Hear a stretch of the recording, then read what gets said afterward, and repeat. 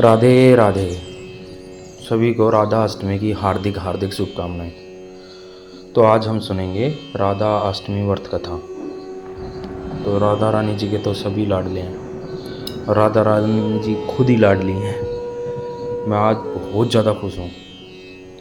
तो आज सुनते हैं राधा अष्टमी की व्रत कथा। हिंदू धर्म में राधा अष्टमी का पर्व यानी आज 11 सितंबर दिन बुधवार को बड़े उत्साह से मनाया जा रहा है। राधा अष्टमी के मौके पर देश के सभी कृष्ण मंदिरों में, खासकर कान्हा मंदिरों में हर साल बड़े धूमधाम से उत्सव मनाया जाता है। जहाँ भी भगवान श्री कृष्ण की बात होती है वहाँ राधा रानी का नाम जरूर आता है। मान्यता है कि भगवान कृष्ण के जन्म से ठीक 15 दिन बाद राधा जी का जन्म हुआ था। यही वजह है कि कृष्ण जन्माष्टमी के बाद राधा अष्टमी का पर्व भी मनाया जाता है। हर साल भाद्रपद माह के शुक्ल पक्ष की अष्टमी तिथि को राधा अष्टमी का उत्सव देश भर में मनाया जाता है, लेकिन वृंदावन, मथुरा, बरसाना इसमें इसका खास महत्व है। इस दिन राधा रानी की पूजा करने के साथ व्रत भी किया जाता है। आपको भी व्रत करना चाहिए। मैं बोलूँगा बहुत ही ज़्यादा सिंपल व्रत है। हाँ, वो मैं आपको कि व्रत में क्या क्या खाना है, कैसे करना है, कथा के बाद में सुनाता हूँ। पहले आप सुनिए व्रत कथा। पौराणिक कथाओं के अनुसार राधा माता श्री कृष्ण के साथ गोलोक में निवास करती थी। एक बार भगवान श्री कृष्ण को गोलोक में राधा जी नजर नहीं आई और कुछ समय बाद वे अपनी सखी विराजा के साथ घूमने चले गए। जब राधा को इस बात का पता चला तो वे अत्यंत क्रोधित हो गई और तुरंत कृष्ण के पास पहुंची, जिसके बाद क्रोध में ही उन्होंने विरजा को अपमानित कर दिया। जिसके बाद विरजा नदी के रूप में बहने लगी। देवी राधा का व्यवहार श्री कृष्ण के मित्र सुदामा को अच्छा नहीं लगा। वह देवी राधा को भला बुरा कहने लगे। उसके बाद बिना किसी विचार के श्री सुदामा ने राधा को श्राप दिया कि वे पृथ्वी पर जन्म लेंगी। श्री दामा से श्राप मिलने के बाद राधा ने भी उन्हें श्राप दिया कि वे राक्षस कुल में जन्म लेंगे। इसी श्राप के परिणाम स्वरूप श्री दामा का जन्म शंखचूड़ दानव के रूप में हुआ था, जो आगे चलकर भगवान विष्णु का महान भक्त बना। दूसरी ओर राधा ने पृथ्वी पर वृषभानु जी के घर पुत्री के रूप में अवतार लिया। राधा का जन्म वृषभानु जी के घर तो हुआ, लेकिन देवी कीर्ति के गर्भ से नहीं। जब राधा और श्री दामा ने एक दूसरे को श्राप दिया था, तब भगवान श्री कृष्ण ने कहा था कि राधा को वृषभानु और देव कीर्ति की पुत्री बनकर पृथ्वी पर रहना होगा। मनुष्य योनि में आपके विवाह का संबंध एक वैश्य से होगा, जो मेरे ही अंश का अवतार होगा। मतलब वैश्य, शूद्र और क्षत्रिय ब्राह्मण होते हैं वर्ण, उनमें वैश्य वर्ण में होगा, मतलब बनी आते हैं। इस प्रकार आप पृथ्वी पर भी मेरी ही संगनी रहेंगी, लेकिन हमें पृथ्वी पर अलग होने का दुख सहना होगा। इसके बाद भगवान श्री कृष्ण ने राधा से कहा कि अब आप मनुष्य योनि में जन्म लेने की तैयारी करें। संसार के सामने वृषभानु जी की पत्नी गर्भवती हुई। जिस प्रकार एक शिशु का जन्म होता है, उसी प्रकार देवकीर्ति का भी प्रसव हुआ। हालांकि वास्तव में राधा का जन्म उनके गर्भ से नहीं हुआ था। भगवान की माया से उनके गर्भ में वायु आ गई थी और उसी वायु से राधा का प्रकाट्य हुआ था और प्रसव के समय देवकीर्ति को पीड़ा हो रही थी और उसी समय राधा के रूप में एक सुंदर कन्या का जन्म हुआ। राधा का अवतरण भाद्र मास के शुक्ल पक्ष की अष्टमी तिथि को हुआ और तभी से हर वर्ष इस दिन को राधा अष्टमी के रूप में मनाया जाता है। ये थी राधा अष्टमी की व्रत कथा। कह सकते हैं कि राधा माँ के जन्म का बाल्यकाल या जन्म कथा ये थी।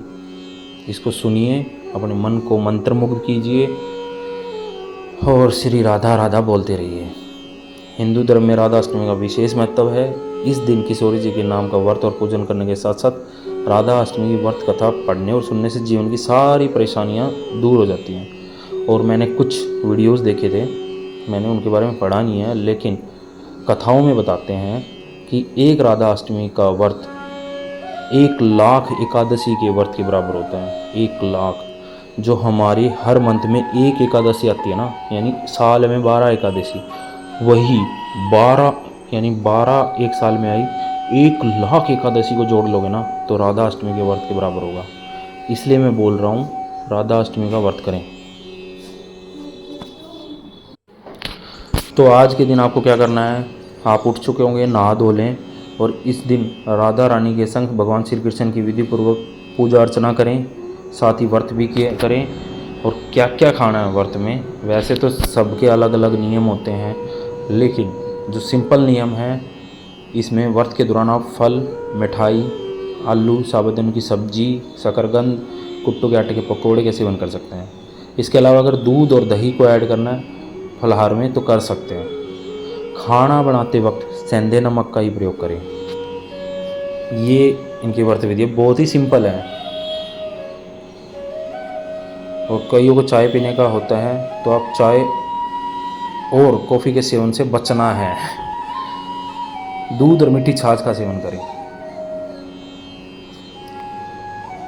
राधा रानी की पूजा में फूल, अक्षत, चंदन, लाल चंदन, सिंदूर, रोड़ी, सुगंध, धूप, दीप, फल, खीर, मिठाई, जो भी आपको अच्छा लगे वो लगाएं, भोग में लगाएं और उनको राधा रानी और कृष्ण जी का श्रृंगार करें और पूजा अपनी आरती के साथ संपन्न करें। शाम तक आपको खा सकते हो, जैसे हम नवरात्रे में खाते हैं वैसे ही कुछ खा लेना। शकरकंद या जो भी कुट्टू के आटे की, या फिर कुछ भी चिप्स खाते हैं व्रत वाले वो खा सकते हो। कृष्ण संग जो कर निवासा, कृष्ण करे जिन पर विश्वासा, वही है हमारी राधे रानी। जय श्री राधे राधे। राधा रानी सब दुख दूर करें, प्रेम करने वालों को मिलाएं, सब दुख द्वेष दूर करें, एक दूसरे पर विश्वास बनाएं। और अगर किसी से प्रेम करते हैं तो उसे धोखा मत दो, बिल्कुल भी मत दो। आपके लिए नॉर्मल होगा, सामने वाले के लिए कुछ बहुत बड़ा हो सकता है, लेकिन जो होता है सब अच्छे के लिए होता है। बस प्रेम प्रेम प्रेम, राधा रानी इक्वल्स टू प्रेम। जय श्री राधे रानी। भगवान सबको खुश रखे और सबकी इच्छाएं पूरी नहीं हो सकती, अच्छी अच्छी इच्छाएं पूरी करें। राधा रानी के जन्मदिन पर हार्दिक हार्दिक शुभकामनाएं।